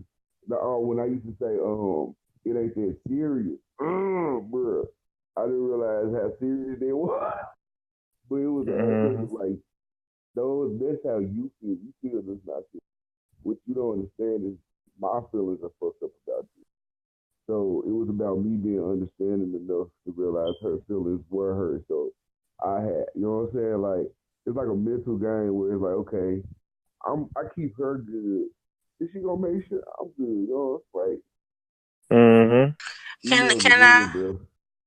Yeah, I'm gonna fuck y'all world up right now. You know what I'm gonna say? My mama tell me I'm heartless. I mean, like my mama she'll tell me multiple times, baby, you gotta not be so heartless. I believe that's the title of one of the Sumo songs, ain't it? It is. So, when it comes to feelings, y'all may be mad at me. Fuck your feelings. Fuck your feelings. Fuck my feelings. Let's look at the facts. We gotta look at the fucking facts. I force myself. I could cry later, but I will force myself time and time again to look at the fucking facts. Fact, reality. His actions do this. What does that mean? And then you gotta fight yourself. I don't want to know what it. I don't want. Fuck what you feeling. Look at what's presented in front of you. Because if you go off your feelings, then you're going to end up married to the wrong fucking person. You're going to end up giving yourself fully to the wrong fucking person. And I refuse to give myself to a person that won't handle me with care. Here's what handle with care means. Handle with care means I respect you. Here's what respect means. I'm going to communicate with you when I feel like something needs to be communicated. I'm going to try to fix what's being wrong. And it is actually naturally, if anybody wants to take the time to fucking observe a man in general, it is in their nature to fix what's wrong. You can tell a man a whole list of problems, and he don't want to listen to anything but what's the problem and how he can fix it. That is almost better than So I'm not a guy in the when I say I'm not going to give myself, I refuse to allow a man to cloud my judgment so much so that I will fool myself into thinking that he can be more than he is. Fool myself into thinking I can procreate, have a child. I don't have a child, so not another, but have a child, lead a life with a man who can't even do simple shit and say, like, follow through on shit that he gonna say, who can't, like, match up his words with his actions, who don't know what he wants, who's indecisive about what path he wants to take. Why would I continue to allow a man, because yes, any man I marry will be driving the car. Why would I continue to allow a man to drive a car when he don't know where the fuck he going and he refuses to stop and ask for directions? Not just stop and ask for directions, but take suggestions from the person sitting in the passenger seat, which is your partner. These are things that you need to know before you marry somebody. Hold on. Why are you hating on pedestrians? Well, no, she's making a good point, and then it's like a lot of times. I feel. You know, she right as fuck, but still, why we hating on pedestrians though? Well, I'm gonna say this too. Like, you gotta have men gotta find themselves before they start trying to get with other women. But see, this go back to what I said earlier in the episode. If I'm over here, I'm competing with the dude, the dope boy. I'm competing with the rapper. I'm competing with all these different things, and I'm on the come up. I just feel like it's very few women it's very few loopies out there that's gonna sit up there and that's gonna support you as you on your come up, like, and as you trying to figure things out and things of that nature. There are very few loopies out there that are going to be by your side and going to believe in you, even when other people have washed their hands with you. I think that's where it comes with the type of chick you looking at, though. Cause like, exactly. But I'm just saying, I'm talking about period. I'm talking about, you got to think about it. Most women, like I've heard it from several different women. Like, it's a meme floating around about no, not a meme. It was not Insecure, Atlanta, where they probably was is a meme. It's a meme about everything. Well, it It was on Atlanta. It was an episode of Atlanta. I haven't even watched the series, but they had shared it. The Atlanta Gambino has shared this shit. And this dark skinned girl was at the party, at the Drake party, with this white girl. Now the white girl was with a light skinned brother. He looking cool. No, he was a dark skinned brother. Or he might have been brown skinned, whatever. He got up to go to the bathroom. The black girl is like eye beaming the white girl, and the white girl is basically telling her like, okay, like, well, how do you get? The black girl asks her, why are you with this black man? Why are you? What makes you so special? And then Becky was like, well, I do you support your black man? Do you cook for him, and do you stroke his ego, and do you support his dreams and his goals and his da da da da?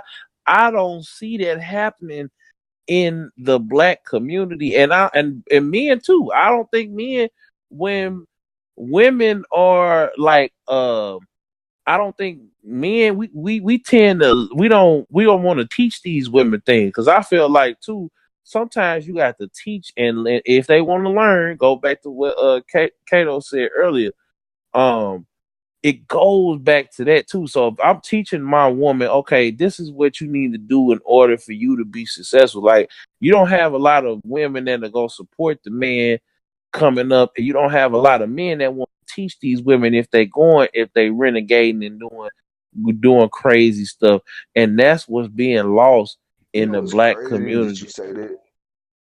You know what's Hell, so funny? let me shoot there Sumo a little bit. First of all, I believe Breezy told you once before, you as a man should not be trying to teach your woman how to be a woman. She comes woman ready. I agree with that. Let me finish. She comes woman ready. After that, if you want to teach her, if you want to if you feel like she should learn how to communicate better, you introduce that to her, but you can't force shit on people. That's something that comes before marriage. You got to let her know, hey, we're not communicating right. This is how I feel you should communicate. Do you want to grow? No. What I mean, no. What I mean about teaching her about things, I mean teaching her not necessarily those life skills, but looking at the woman that you are connected with. First of all, if you haven't, that's the baseline of communication. That's the baseline of having that unconditional love. That's the baseline of having similar interests and similar hobbies. That's the baseline of having things that are different that you guys don't, but more similar than different. That's the baseline. I'm talking about, as a man, you should be able to look at, like, my uncle, for instance, right? My uncle basically held the household down. My aunt didn't have to work for nothing, but he recognized in her that she was an amazing cook. Like, if it was something that they used to travel, and she would learn how to cook stuff from where they travel and come back to New Jersey and cook it. So what he did was, wait a minute. So what he did was he remodeled their kitchen. Now, they lived in a $500,000 house.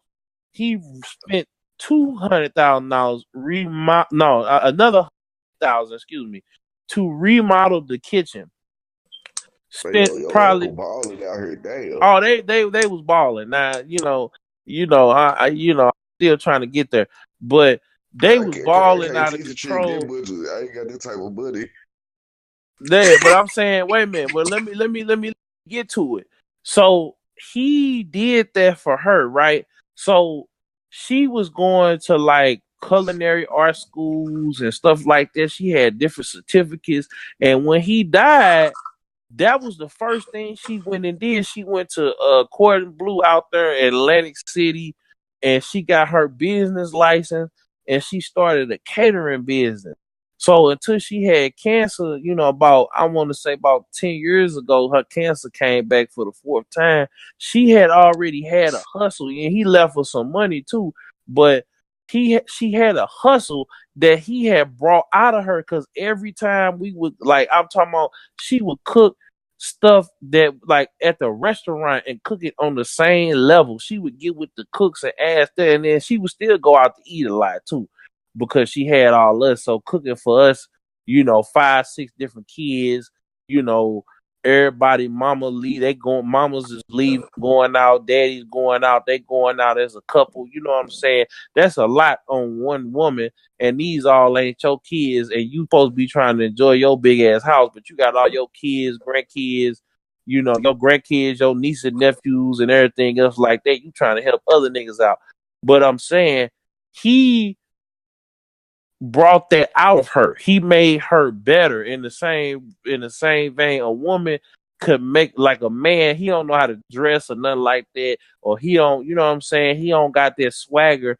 She can She could go take him shopping and put him on some clothes that he could, so he ain't got to be wearing the same dusty Jordans. Fuck, you know take what I'm him saying? shopping. Just buy I'm a it. movement by myself. I'm a force when we're together. Exactly. Yeah. Wait. Baby, So that's you what I'm make me saying. better. Exactly. Wait, could we possibly be turning a circle and coming back to what it is? What is it called? Power couples, ride or die couples. That's what power couples do. They make each other better. Do you think Beyonce, like, I don't really like Beyonce and Jay-Z like that. I feel like they a whole kind of fraud shit. But do you think Beyonce would be rapping, talking all fast on records if it was not for Jay-Z? What pushed her? She wanted to change her sound. She wanted to grow in a different direction. And she all had these a other hoes rapping and singing too. So yeah, that too. But like her husband record company and he rapping, so why not rap too? Like it ain't. Hey, Lil Wayne can sing. Fuck it, I can. One thing I can say about Beyonce, even though I don't praise her, she's never moved in anybody else's direction but hers. Mm-hmm. What was you saying, Sumo? I said she don't write her own music anyway, so she might as well. She did in the beginning. I like early Beyonce. I'm not really a fan of Beyonce, but moving on, we got about 14 more minutes before my podcast thing that I upload on say that it won't put it on Spotify. So in closing, I was wondering how long we was finna go on this. I could go on for fucking ever, but finish singing my song. Sumo. Hey, we need an intro. We need an intro hook. Sumo, you need to work on that next week. I agree. Let's work on a hook. Sumo, he calls on time. I'm in there. But we just gotta make sure we gotta keep Sumo awake, because that's where he was. He was in. What was I? What? He was dreaming. Man. He said, "Don't wake him." He was dreaming. That's a song too. Yeah. So basically, we can grow as we can grow as a black community. Words, they're not coming right. Let's try this again. Hold on. We can grow. Again to what he was saying earlier about teaching the black community. It's weird because this year I've been like really big into that with the aspects of my music and shit. And like as a person that does music, I feel like in my city, one thing that people don't notice is no one wants to help the next person. And that's because everybody thinks that everybody's out to get them. And I've been like breaking that barrier with the aspects of like new artists. I help come up with like female or male. Like I tell you, I don't want anything from you. I just want to know that you're willing to put in the work. And me doing that, I've like brought up so many different artists this year alone that, you know what I'm saying, already putting out music, trying to get video shots. So it's like just seeing that in my community, you know what I'm saying? Like I feel like that's a big thing to be able to actually see people want to work together because they're seeing something build in the community rather than everybody feeling like, oh, this person not fuck with me and now you done missed out or you don't understand how this works because you don't want to work with this person. It's like, man, black people just need to come together. Yeah. You know, I think the biggest word that you've said so far, Sumo, is the word willing. Let's Is the word willing. Yes. Like you can have a woman who's dynamic, who's the Michael Jordan of a woman or a girlfriend, but if she don't feel like it or she don't want to work, you got somebody that's useless. You know what I'm saying? And that's across the board. If you got a dude that don't want to be great, he's useless. You got a business partner that said fuck it, he's useless. You know what I'm saying? It don't matter how good he is if he's not willing to put forth that effort. If he's not willing, that's that word. That's the best word you said so far. If he's not willing, if she's not willing, if they not willing, you've lost. Exactly. And we as a Black community have to be willing to speak to each other to help other people in our community grow. And not only that, it's just like be willing to trust. We need to rebuild that trust so that we can grow together. And I'm gonna be honest, every time that we have built that trust, Black Wall Street is a great example. Every time that we have built that trust to grow together and build together, it feel like there is the oppressor. And I'm not saying it's an excuse. I'm telling you, it's a fucking fact. Every time in the U.S. fucking history, we get together and build something, they tear it down and they justify it by he fucked a white woman or he raped a white woman. Well, see the other part. Hold on. Wait a minute. I'm gonna say about that because that's a whole different of show. I'm gonna say. I'm gonna say this though.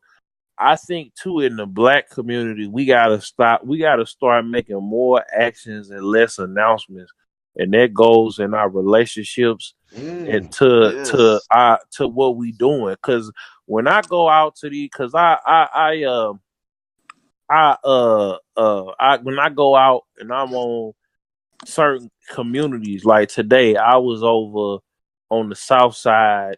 In the last couple of days, I've been on the South Side just roaming around, and I look around and I go to different places from time to time. I looked around and I noticed that the white people, everybody's driving a Lamb or Beamer, or they got a Dodge Caravan or the little van or the Caravan. Like they all got Gucci and Prada and or they wearing Walmart clothes. They exercising. There is a camaraderie. Yes, there is competition, but there's a camaraderie because everybody's on the same level. Everybody's helping everybody. They ain't gotta. There's no like Black people. We have to constantly be in competition with each other because we keep on announcing. When we get somewhere, we want to put the next person down. Like you said, we're not trying to help each other. And when we do, we make it such a big deal in the festival that we allow for outside forces and outside people to come to influence and take our power.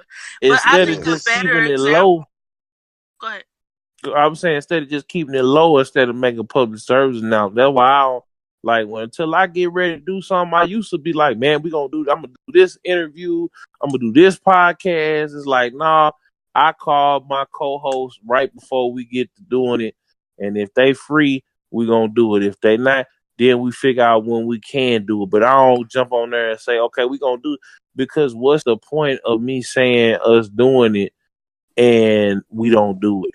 I don't never want to put something else, put nothing. I had too many experiences where I was putting stuff out there that, I'm going to do, and then it don't happen. So instead of just saying it that I'm going to do it, I'm going to just do it. Exactly. That's why Nike makes so much damn money. But anyway. But I'm gonna take you one step further. Instead of people, if we're using St. Louis as excuse me, if you're using St. Louis as an example, let's go into fucking city. University City has to have the most Asian people in ever. Okay? When I tell you that they so organized that they wanted to put an arch over U City that said Chinatown or Asian Town, and the only thing that fucking stopped them was the Jewish community, because University City is just that, it's universal. You got white people, you got Black people, you got Jewish, you got Chinese. It's like a variety of every type of fucking person. Mm-hmm. So when when they wanted to put up that sign, the only thing that stopped them was the Jewish community that said, fuck no. Like, if you're rolling through your city on a Saturday, you're going to see a whole bunch of Jewish people walking around with things on their head because they refuse to drive cars, okay? Mm-hmm. That is your city. Yep. Now, hold on. That's the west side of U City. Like, it's the west side. the west, on the west side of Delmar, that's where the Jewish people are. And then, like, on the mid section of Delmar, Killzone, that's not the point. Yeah, no. I'm just trying to break it down again because U City is the. It sure helps though, because I don't know shit. Everything he's saying is news to me. Yeah, no, I'm trying.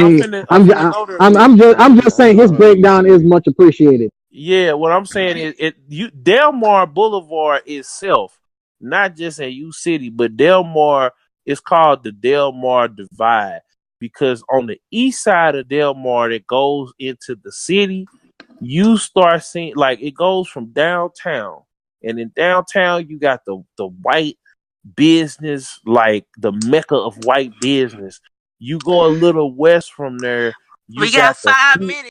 You going off point right now? No, I'm giving it because that's what you were saying. That's what you were saying. Okay, go ahead. Like you go to the west. The further west you go to the west a little bit. It's the middle of the ghetto. It's the middle of the north side. It's the killers, the gangsters, the dope dealers, the prostitutes, and then you go a little bit to the left, right before you get to the U City Loop. Like that's where it starts kind of picking up. Like when you get to the edge of the U City Loop, it's kind of picking up. It's kind of like the suburbs and everything else like that. And it starts getting a little bit better. That's where you get your Asians and your Latinos and everybody else. That's not what I was going to. Yes, stop them was the Jewish people. I didn't care about what they were. No, I'm saying when you have a you have a plan. When you have a purpose and you have a plan. Can I finish my Asian people thing? Go ahead. Okay, my point was when you go into your city, they recognize their own kind. When I say that they stick together, they stick to fucking together. How do you think that all these Asian businesses opened up in this one location? Started with Chinese and it branched out. We got Vietnamese people. You got the Chinese grocery store. All this in your city, taking up, buying up properties, and they give each other. They be like, okay, What happened there? I got excited. So they be like, Did you drop your phone or something? Yeah, I did. I recognize that you Chinese or you Asian and I'm Asian. We both Asian. Let's work together to make this happen and build in this new country. They pay them to come over here to start fucking businesses and build together. So, you know what they do? They come over here and they build together and they get together and they make deals and they build on that and they make another deal and they build on that and they work together and they trust each other and they move. They move like flawlessly with each other. I think that is a better example of how Black people should operate, how we should build up. But it seems like every time we build up, it's somebody plotting to tear us down because we're not supposed to build here. We're not supposed to be here. There is a reason why. British people could not colonize China.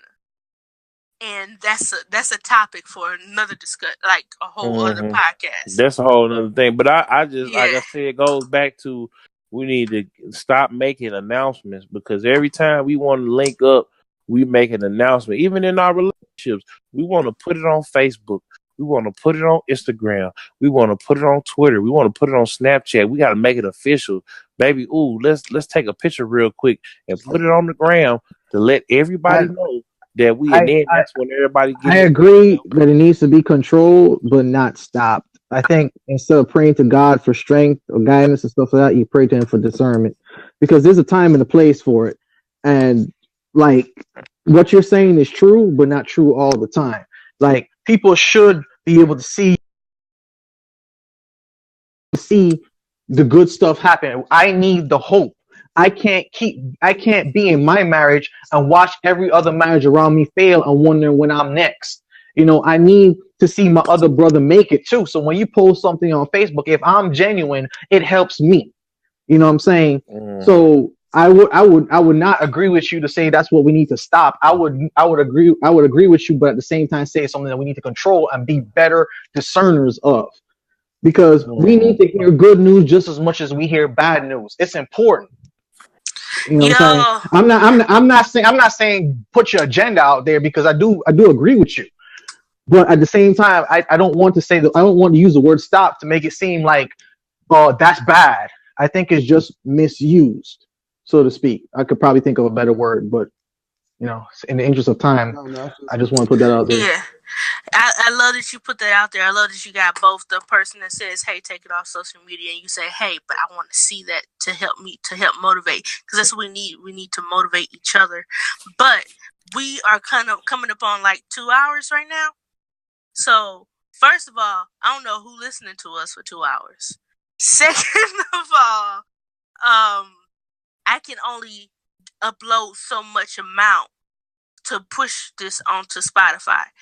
So, what I'm gonna say is, I love that y'all showed up. I appreciate you for y'all giving y'all opinions, giving y'all experiences, just speaking on what you know and what you feel should be and how it should be. I appreciate all of y'all. We have Sumo Trey, we have DJ Killzone, we have Jashawn. I appreciate all of you men coming together and giving the black men view of everything that's going on in the world, and how your opinion of how it should be and how it should go. This is going to be who's Craig? What? Who's Craig? Craig is the bot that's recording us. Okay, thank you, Craig, for recording us. And just so you know, Craig, you ain't got to lie.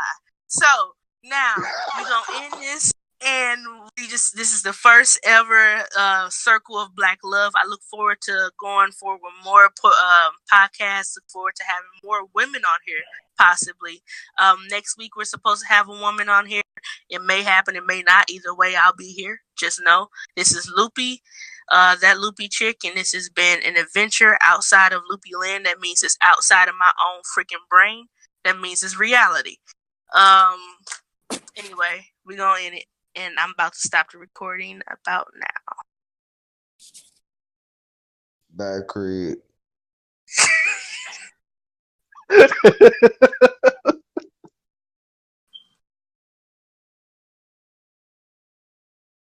Can we talk? No, he's still recording. I told him to leave though. Like a whole 10 seconds ago, you said you were going to stop recording. I told Craig to leave, but he. Craig, right now, fam, I'm chilling too. Let me make sure I got it done right.